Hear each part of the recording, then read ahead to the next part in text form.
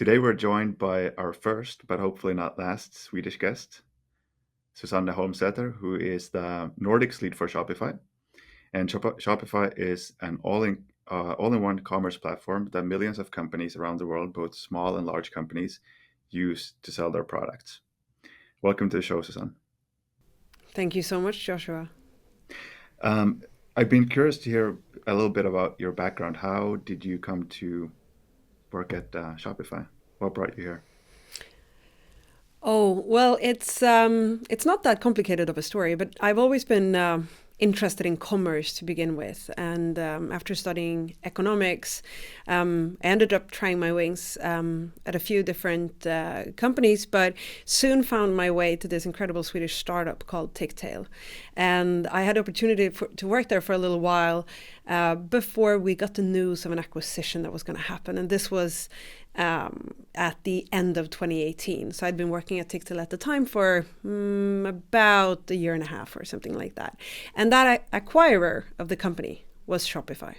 So by the end of 2018, me and the rest of the Ticktail team, we got acquired into the big Shopify mothership, and I've been working there since. So it's coming on 4.5 years now. Okay, that's amazing. I didn't know about the acquisition. But that's really No, cool. yeah, it was a really exciting time and a great experience, and it's beautiful to see how well that acquisition went and how well we merged together, because Shopify and Ticktail shared so much of the same sentiment around making commerce better for everyone. And yeah, it just feels like we went from kind of a small team to a huge global team, but still with the same goals and the same mission, which was yeah, a real cultural fit in that regard. That's really awesome. And I know that acquisitions can be hard, especially when it comes to culture, different expectations, etc. But really glad that you guys had a successful transition into the mothership. Yeah, Um, 4.5 years later, I'm still here. So that's a good sign. So yeah, commerce is what I'm really excited to talk to you about today. So if we could just start off by setting the stage, kind of from a Nordic context, how would you describe the last couple of years in maybe especially e-commerce, but commerce as a whole? Like what has been happening? What have been the biggest changes in the last couple of years?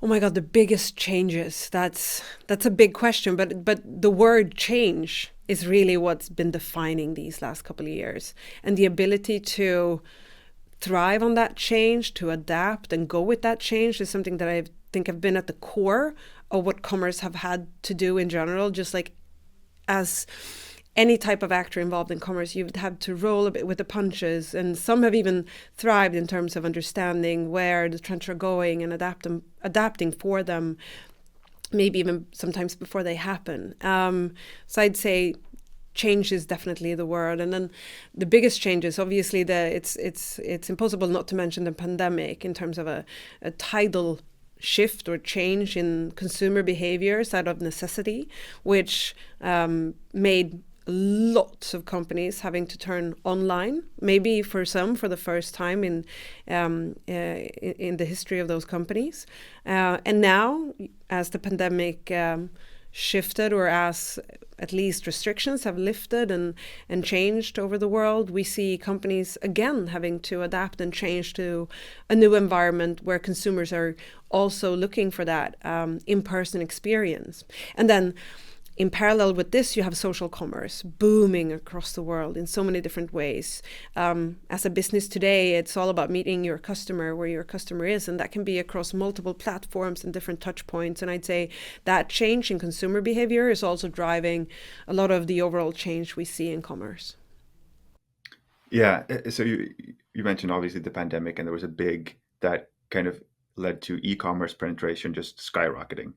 Is Are we now seeing a reversal, you think, of going not just slowing down e-commerce growth, but are we seeing a switch from e-commerce towards retail, brick and mortar? What do you think is going to happen? Well, I think that's again an interesting question, because we have this tendency of sort of putting retail and e-commerce as two opposite of a spectrum, where actually they go really tight together. At Shopify, we don't look at them as two different things. We look at it all as commerce. So instead of saying, there's decline here and increase there. It's just about companies adapting and finding a way to, like I said before, sort of meeting their customers where they are.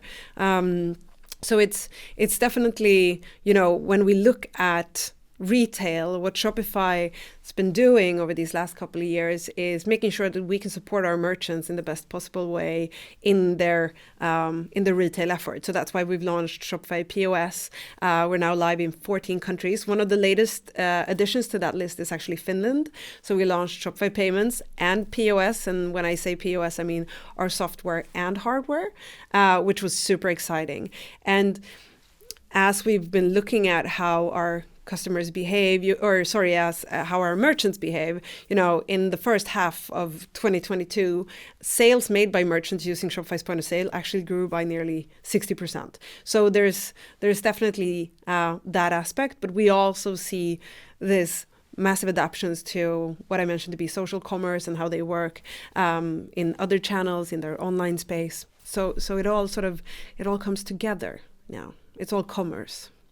Got it. And so would you say that a company wants to thrive in this new kind of environment? It's they can no longer think about just e-commerce being focusing only on one aspect. They would have to think about like really meeting customers across a lot of different channels to make sure that they're would you say you have to take that kind of broad, holistic perspective now in order to thrive?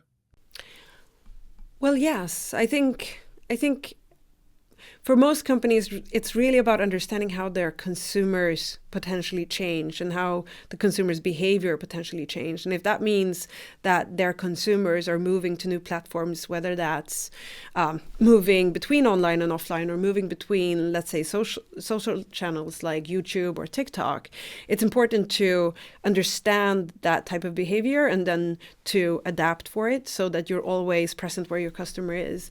And I mean, I think something that could be interesting to know here is like we saw social commerce orders on Shopify quadruple year over year. So that's also an indication that we see this across businesses, because sometimes I feel these questions are like, should businesses do X, Y, Z? And it so much depends on the type of business we're looking at, what kind of products are they selling, what's their target audience, where are they located? And there's so many nuances. What service are they offering? What kind of community have they built? So of course that question has a multitude of answers, but overall, I'd say with social commerce in particular, we do see a strong trend there, and that crosses a lot of industries. So yeah, let's dive into that a little bit. Could you explain for the audience, maybe who's not familiar with social commerce, what it is, what it means, and why it's such an important trend right now? Yeah, of course. So social commerce is basically the use of different kinds of social media platforms like Facebook or Instagram to market and sell products and services. And this type of selling model lets customers complete their purchases without leaving the social media apps. And it's a more convenient, perhaps interactive shopping experience, which might be one of the explanations why it's become so popular in the last couple of years. And like I mentioned, we've seen social commerce quadruple year over year on Shopify. So it's definitely a consumer behavior that's very, very prominent at this time. And companies, as they look at their target audiences and potentially even new audience, it's really interesting to dive into those and understand, okay, so where are those audiences most active? Where are they more likely to make a purchase? How can I create a community with that audience on those different platforms? And I see some great examples of brands that we work with here in the Nordics, actually, that I find very fascinating. One of these brands are Astrid Wild. They have this brilliant co-creation setup that they basically develop their products together with their community on Instagram, and that allows them both to create this sense of community and camaraderie between their buyers, between the people who use their outdoor products. And it's also a really interesting way to engage with your with your consumers. And, we'll probably dive into customer acquisition costs and all of this, but I think social commerce and the way that you can think creatively about that and creatively about your community building will also help you as a brand and as a business with the challenges that's been coming in the last little while with the increase in customer acquisition costs. Okay, so it's essentially also about moving from a mindset where these social channels are just for driving traffic to your website, like they're just acquisition channels, to actually you're moving part of the customer experience and the shopping itself to those platforms. Exactly. It's about, you're decreasing the amount of steps that the customer has to take to purchase a product from you, which is brilliant, right? And that also, we know that decreasing the amount of clicks helps with conversion. So this is basically a really, really strong conversion tool. Hmm. That's a really good point. To just thinking about that very simply, like decreasing the amount of clicks, like that can have a really big impact on conversion rate. Is there anything else you're seeing in terms of consumer behavior trends, that things that are becoming important, like almost like table stakes, like you have to have these things, whether it's with regard to shipping or returns, or what are the kind of the things, the expectations, changing expectations from consumers when it comes to shopping online or shopping in general? Oh, yeah, that's a big question. I mean, we see a number of different trends. I think I can go pretty local here. One interesting trend that we are seeing in Sweden, or with Nordic merchants actually in general, is the changing in customer behaviors around sustainability and how much more important that's become over the recent couple of years. And so when we did some research through Shopify's platform, we have millions of consumers buying from Shopify brands globally each year. We saw that 78% of the people we asked in the Nordics will prefer quality products that last over time, even though they might be slightly more expensive. And that's to say, in addition to this, like I think it was around 70% of respondents are actually willing to pay more for those durable products.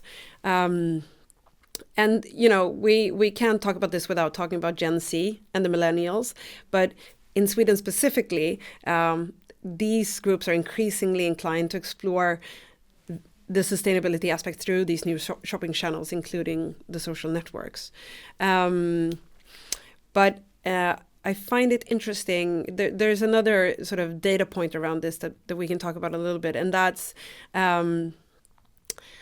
we know that the uncertainty with the global economy makes consumers sort of tighten their spending a little bit, but we saw that I think it was around 40% are cautious around their spending, but on the other hand, the positive trend is that Swedish consumers think sustainability is so important that more than half, 60-ish%, say that they shop sustainability. The amount of sustainability they shop today will continue, or they'll actually even shop more in 2023. So it's like that aspect of their shopping isn't necessarily impacted by the economic environment to the degree that you might think it would be. That's really interesting. So for companies, it can actually make a lot of just economic sense as well to invest in sustainability, because it may be give them kind of a durable competitive advantage, and it's something that consumers in the Nordics are willing to pay for. Exactly. And that can also be a way of community building. We see there's another really exciting brand within the H&M group actually called Singular Society that work on Shopify, and they have a really strong sustainable approach to the way that they create this membership around the as a consumer you have to become a member to purchase from them, but also in their production methods and the quality of the products that they deliver, and that's again this just opportunity to build a narrative around your brand, build a context that consumers can feel connected to when they buy from you. And if we jump back quickly, I feel like I also really wanted to mention something on this community building aspect of social commerce. I actually saw that the Swedish brand Totem launched their Totem app just matter of weeks ago.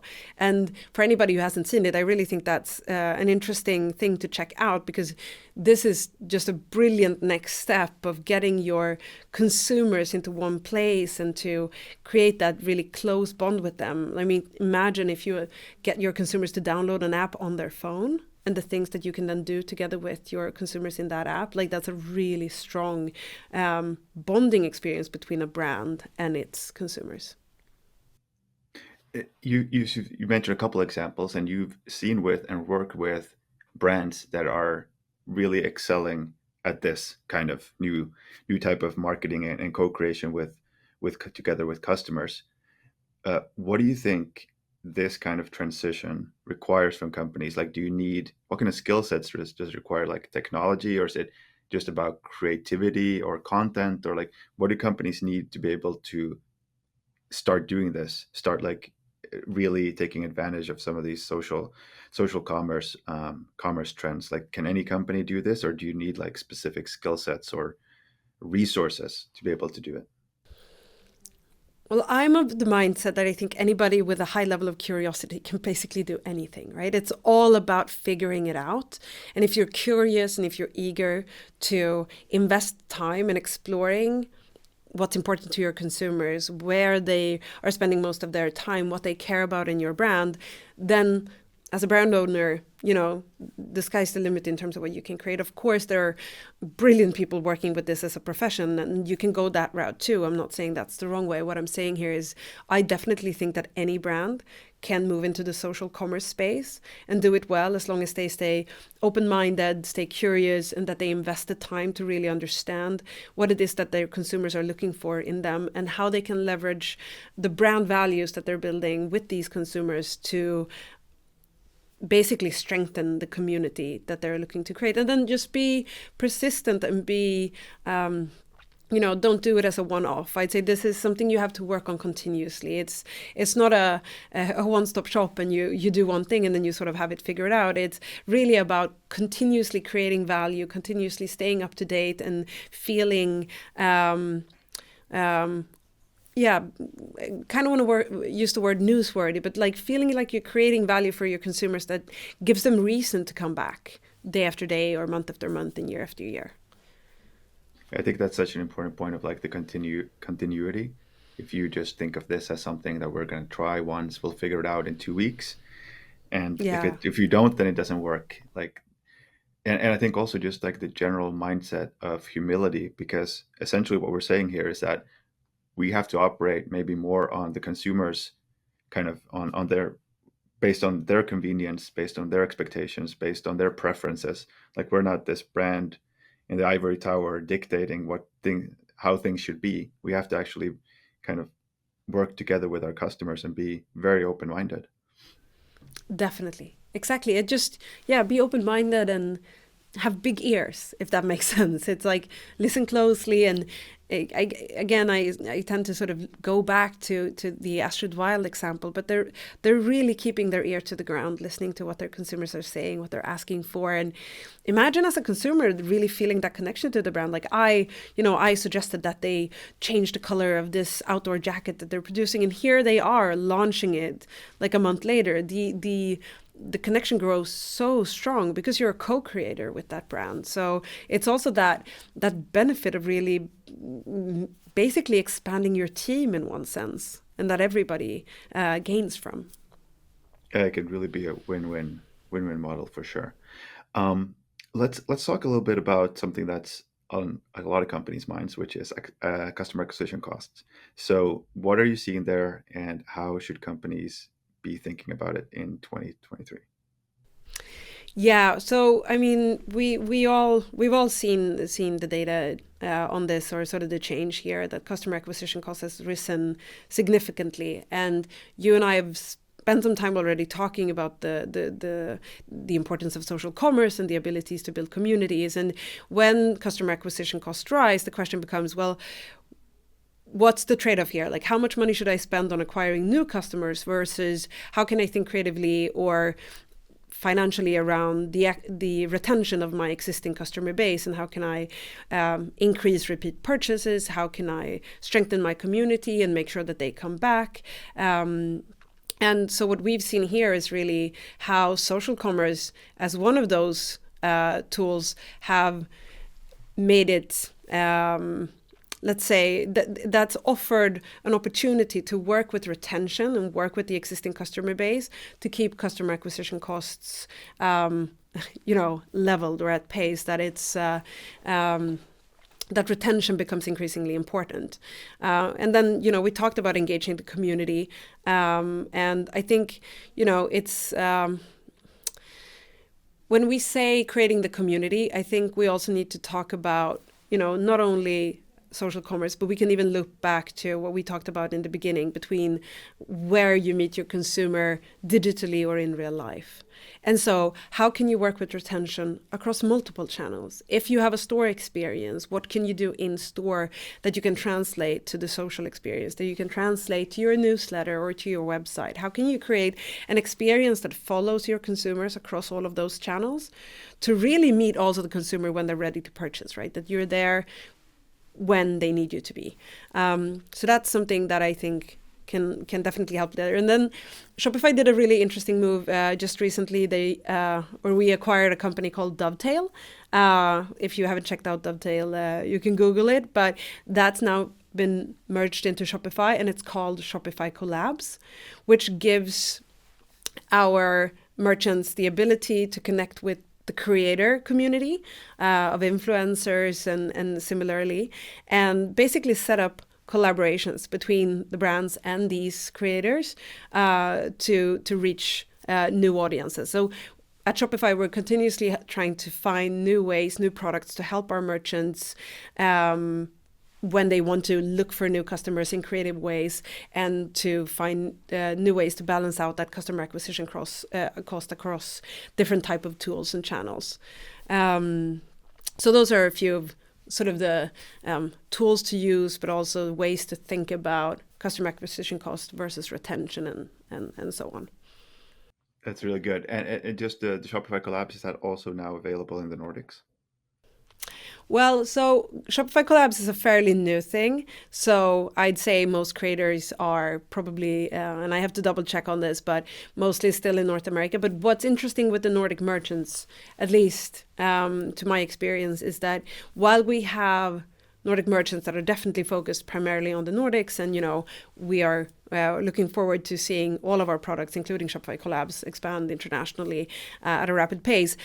A lot of Nordic merchants are also focused internationally, and we have that as Northerners almost. It's almost like natively that we have to do so. Like at some point, merchants in the Nordics tend to look to the rest of Europe and also to the US. So I think for Nordic merchants that are on that journey, on the internationalization journey, and they're looking to expand into new markets, in that regard, it could be really interesting to look into product features like this one, because it can allow us an extra lever to help penetrate a new market.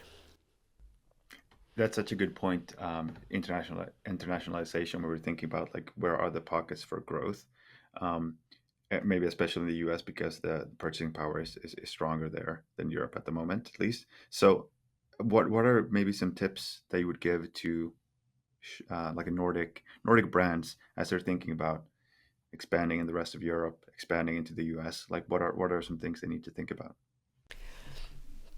Well, I think, I'm coming from the Shopify perspective here, so it's obviously going to be quite product-centric around our platform. But one of the most amazing updates we had come out of last year, at least if you ask me, is Shopify Markets. It's the ability to basically build your brand from a single admin and sell to multiple countries at once in a much more efficient way than what was possible in the past. And so Shopify Market is basically a plug-and-play way of adding on new markets, new countries to sell to. And with Shopify, the way that we move internationally is by making sure that we have shipping integration, local payment options, that we have a suite of tools and product availability that allows our merchants to basically focus on what they want to do, focus on their products, and then the technical aspects covered by Shopify, so they can, again, in that sense of the word, plug and play with how they want to set up, let's say, their US store. So I definitely say check out Shopify Markets and how that can help enable a quick international expansion. And then it's all about understanding what does the customer group look like in these new markets, and I always recommend, if you have the bandwidth, to do some A/B testing between different groups, type of messaging, and strategies in terms of, well, when you do enter a new market, it is about customer acquisition, right? So thinking about what are strategies that are helpful there for your particular customer group. That's I think a good reminder for people, because I think a lot of companies have not really realized how tools like Shopify have reduced or lowered the barriers to entry when it comes to internationalization. It's gotten much easier. Again, with tools like Shopify, it's actually incredibly easy to do. So that could absolutely be something to look Yeah, into. and another thing that adds on to this is our new Translate and Adapt app. So you're saying, what are the things to sort of consider? Like I mentioned shipping options, I mentioned payment methods, but of course language, currency, these things are equally important. And with Translate and Adapt app, you can also quickly translate your store, and you can adapt it to match the different markets. Perhaps you have different products available for different markets. There's also nuances there to be considered. So I'd highly encourage to check out both of those things. Shopify Markets was actually released in 2022 during an event that we call Shopify Editions. So our first editions happened last summer. And I don't know if we should get into that at this point, but we actually had a really exciting thing happen just yesterday with the winter edition launch. So the second edition ever launched on Shopify just yesterday. Yeah, I checked it out just actually yesterday. Someone sent me the link. Yeah, let's get into it. I look through the list. There was a lot of interesting stuff. What kind of excites you most about the new launches? Well, so for anybody who hasn't heard about Shopify Editions before, I'd say, first of all, Shopify Editions is our biannual digital experience and event where we produce the narrative around the 100+ product updates that Shopify's been working on in the past 6 months, or more or less since our last editions. So while the editions we launched in the summer of 22 was under the theme Connect to Consumer, related to a lot of sort of the social commerce and community conversations you and I have had here today, the new editions, or the winter editions of 23, is focused around Built to Last. And I think some of the most exciting updates there, and especially from a Nordic perspective, has to do with the ability to customize checkout to a larger extent. So it's basically been enhancements to our checkout capabilities. And we know, like, the checkout is one of the most critical functions in the sales process. So we at Shopify, we're focused on making sure that we have the internet's best converting checkout, and we want to make that even more streamlined. So if you go into Shopify Editions and check it out, you can read about exactly what all of this means. So Shopify checkout will default to a one-page experience that's optimized using learnings from our own payment tool, ShopPay. And there's a bunch of other really cool features added to it. And then if you've ever checked out the Shop app, and if you haven't, I suggest you do. We have also made changes and improvements to the Shop app to help merchants offer a better mobile experience to their customers. So that's also an app that I encourage our Nordic merchants and of course consumers to check out. Awesome. Was there anything there with regard to retention and those things, activation in the launch? Well, there's about 9 product areas across Shopify Editions, and well, this doesn't exactly tap onto retentions, but it taps into how to think about customers more broadly, and also customer acquisition cost, and how to think about new markets, how to think about expanding your brand. And one of the recent updates that was launched also before this editions, but where enhancements are being made, and we've released some updates around this particular feature now as well, is our business to business offering. So that's also one of those areas where I highly encourage anybody interested in what adding a business-to-business offering to perhaps your D2C business could look like, and what it means on Shopify. That's also a super super exciting feature launch. And then there's a bunch of updates in there around our headless offering, hydrogen. There's a lot in there. Yeah, the developers have been busy, clearly. They have Um, been busy. Yeah, Shopify is a product first company, so it's at the core of what we do.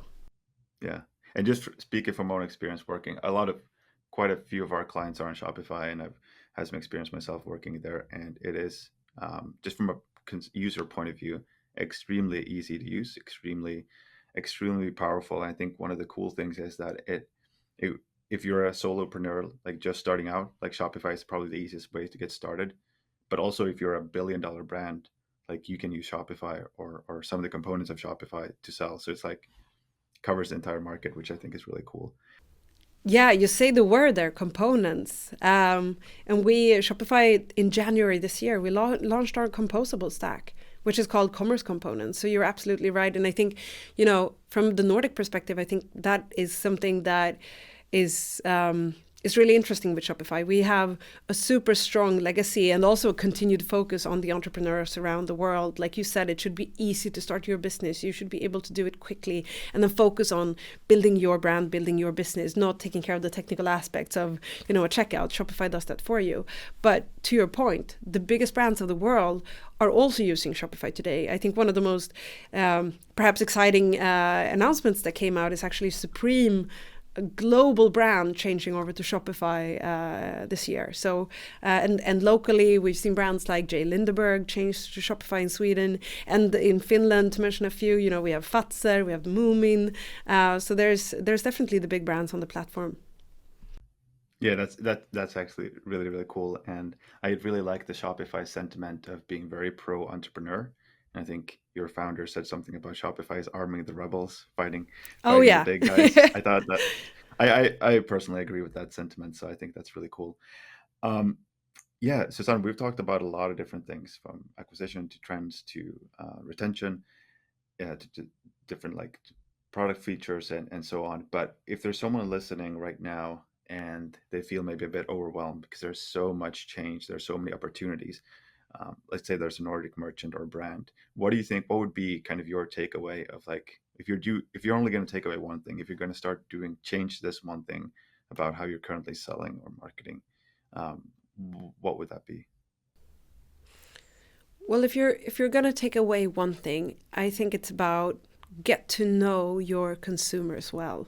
Understand who they are, understand why they buy from you, like invest your time in getting to know your community. And to the retention point that we talked so much about, these amazing tools we have available today, the social platforms and the different touch points to meet our consumers have offered us an increasing amount of basically like quick routes to access our merchant or access our consumers and to talk to them, ask questions. It's if you have an Instagram account connected to your brand, ask your consumers what they think. Create community nights if you're able to. I think that's, and even the smallest things, it still makes a difference when the consumers feel like the brand is actually talking with them and not just to them. Something magical happens, and that's what I would say. If you're just going to do one thing, do that. And then if you have some more time, then dive into editions and check out the latest updates, because that'll also tell you a little bit about, the trends in commerce. Shopify is, definitely at the tip of the spear when it comes to, moving with the trends and leading the trends of commerce globally. So if you have a little more time to invest and investigate what's at the frontier of commerce, then Edition is a good place to start. Thank you so much, Susanne, for taking the time to be on the podcast. I wish you Joshua, thank you all the. for having me. It was a pleasure. Wish you all the best this year, and we'll be really excited to see what you guys are coming out in the pipeline and launching next. Likewise, thank you so much, Joshua and Genero, for having me here today.